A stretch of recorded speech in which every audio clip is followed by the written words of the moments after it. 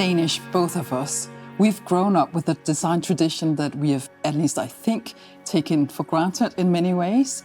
Do you think that because in Denmark we have such a strong design tradition, that we have something special, a special approach towards design being Danes? Well, we are in many ways surrounded by good design. Homes, schools, public institutions, urban space, everything. And at the same time, since we have been used to this kind of refinement, you can even say, and I think that's why when we have international visitors in Denmark, they are sort of overwhelmed when they look at the design tradition in Denmark and they consider it to be rich and in many ways outstanding. And we're just, oh, is that something special? Which is kind of naive, but yeah, it's in our DNA. It's embedded in our DNA, so to speak, yeah. And we have, of course, a lot of names running through our heads when we talk about Danish designers.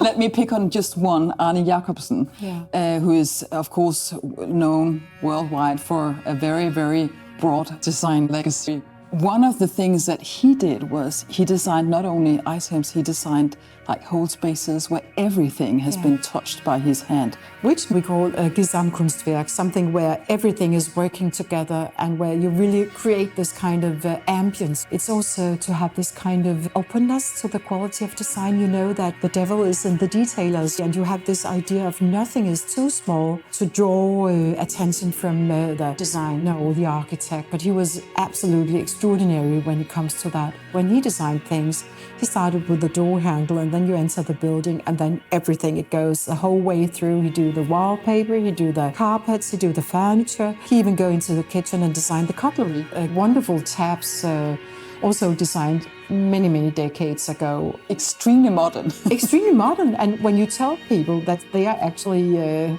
quite old, they are just, no, stop, you're kidding, because it doesn't look like that.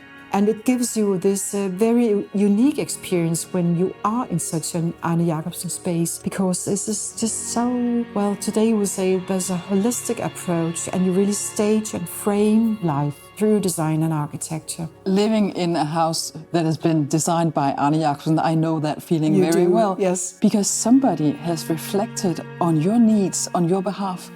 And it actually works, even 80 years after it was designed. Because it was done in an intelligent way, and also it had a universal approach, which means that it actually fits a lot of people and not just one person. When we talk about Danish design, we are always referring to the golden age of Danish design. I think it was an intention to give the good life to the Danes.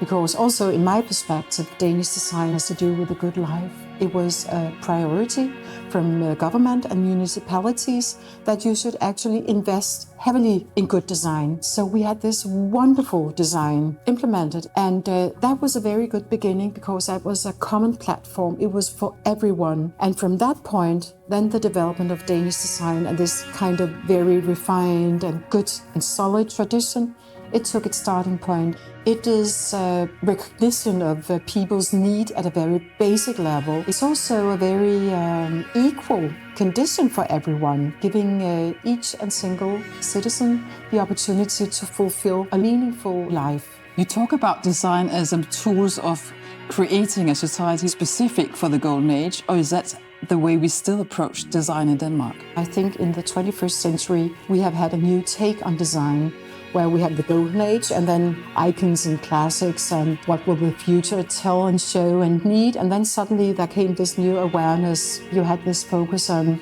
how can we reshape society through design? How can we sort of tackle the grand global challenges through design? So that I will claim it became sort of a new Golden Age for not just Danish design, but design at large. For many years, Denmark has been regarded as one of the countries where people feel most happy. Do you think that's also because of our tradition of using design, maybe also using democratic design, that is something that's available for a lot of us? Do you think that has an impact on our level of happiness?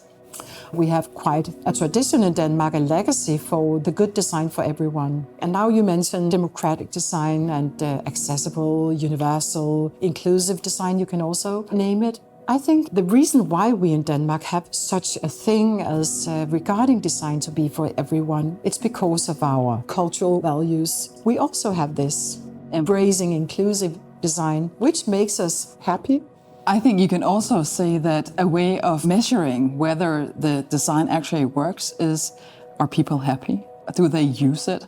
Do we find lots of people in the public spaces where design has been implemented? And walking around in Copenhagen, my answer would be yes. We have a lot of good examples on public spaces where design has been a tool and has now been almost taken over by the citizens, which is, I think, the best thing that could ever happen. You can say that design has the ability to stage lives, which is, of course, an enormous responsibility. I think being historians, both of us, we know for a fact that it works. It definitely. and that alone is the reason why we should always emphasize the use of good design and good designers.